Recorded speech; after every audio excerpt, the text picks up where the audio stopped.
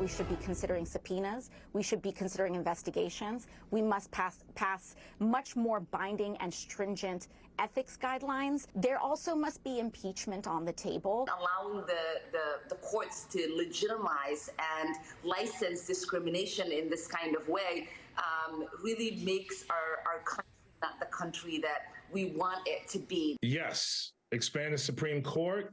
We need Supreme Court ethics reform, and we need term limits. When the squad doesn't like something, their instinct is to change the rules of the game. And that's exactly what's happening now with the Supreme Court. Impeachment, expanding it, you name it, they want it. Joining us now is Horace Cooper, chairman of Project 21 and the author of the brand new book, Put Y'all Back in Chains, How Joe Biden's Policies Hurt Black Americans.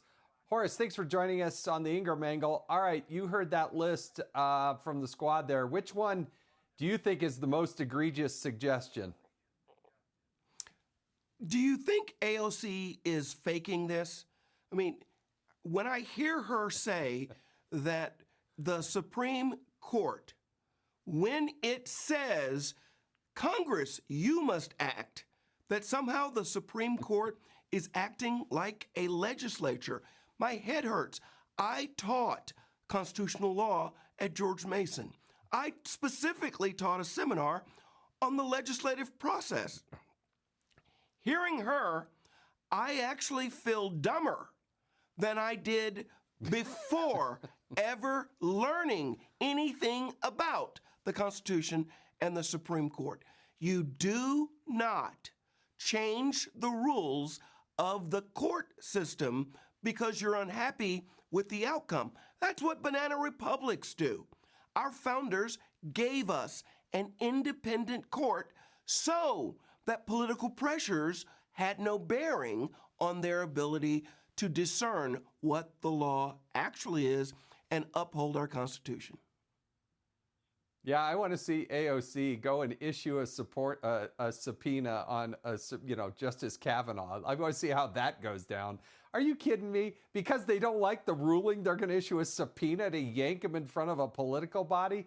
She doesn't quite understand how this whole constitutional thing, separation of powers, works. Well, I would just say this, bless her heart, but you really can't be this stupid by accident. All right, fair enough. Horace, stay with me here. I want to move on to the court's affirmative action ruling, which was pivotal. It's causing liberals' heads to explode. They are even using it to call Asians white supremacists.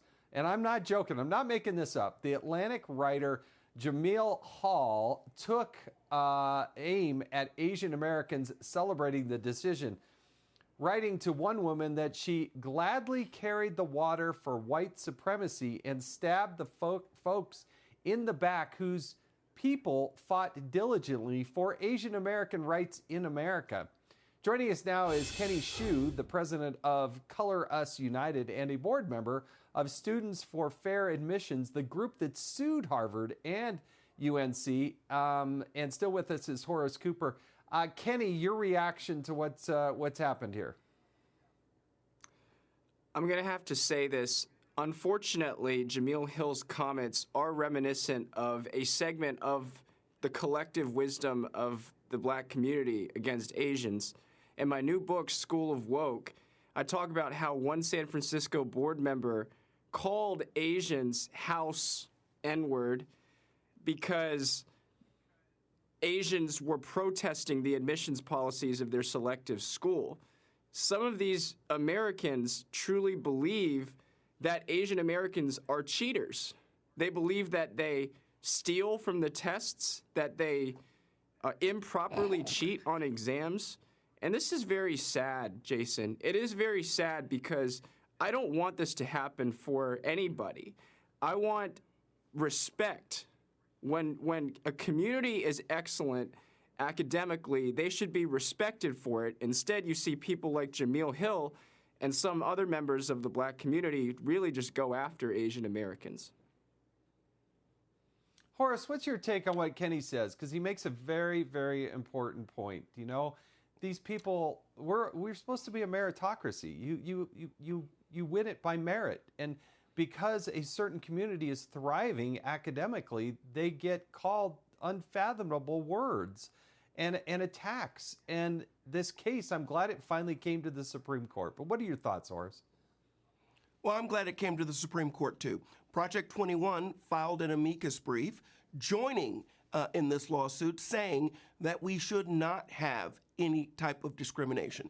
It is clear to me that we shouldn't be discriminating against Asian Americans, but we also shouldn't be discriminating against white Americans. We shouldn't be discriminating against any Americans. The schools need to understand that the legacy of race-based school admissions comes from Plessy Ferguson, separate but equal. It wasn't the injustice of saying that it was a black person that was violated.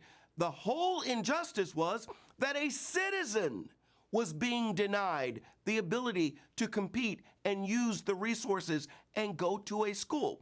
We support the ability of all Americans, Asians, blacks, and whites to be able to join in, compete, and if some achieve well, I say congratulations. And I also say shame on Jamil Hill and shame on any black Americans that attack Asians because, quote, they're too excellent. Kenny, I want to get your quick reaction to what Princeton professor Eddie Glaude said about the affirmative action ruling. Have a look. We will return to elite institutions, more specifically being the space for a particular population, for predominantly white and Asian students. We will begin to see a kind of segregated higher education landscape. Kenny, what's your reaction? I think they're just going to have to put up with it. They're just going to have to put up with the fact that more Asians are going to get into Harvard, more Asians are going to get into Princeton. They really don't like that for some reason. Why? Why does the Ivy League not like the fact that their class might become 38, 40% Asian? What's wrong with that? Are the Asians getting in because of preference? No. They're getting in because of merit. They're getting in because Asians have 35% of the top SAT scores in the nation. They get in because that's their merit, and that's the just reward for their merit. And because if you're an elite school, if you're Harvard or Princeton, you should be getting the most elite candidates academically, and Asians happen to be the most elite candidates academically. Yeah, you know, the kids that are graduating and moving forward, they should be able to do it because of their own merit, regardless of their skin or their ethnicity or their cultural backgrounds. If you work hard, you work smart, you outpace people, then you should get rewarded for that. And the Asian culture that I know thrives in that. Not all of them. Some of them are as stupid as anybody I know. But you know what? A lot of them are wicked smart too. And they should be the ones that advance. Kenny, Horace, I wish I had more time on this topic, but I got to keep moving. Have a wonderful 4th of July.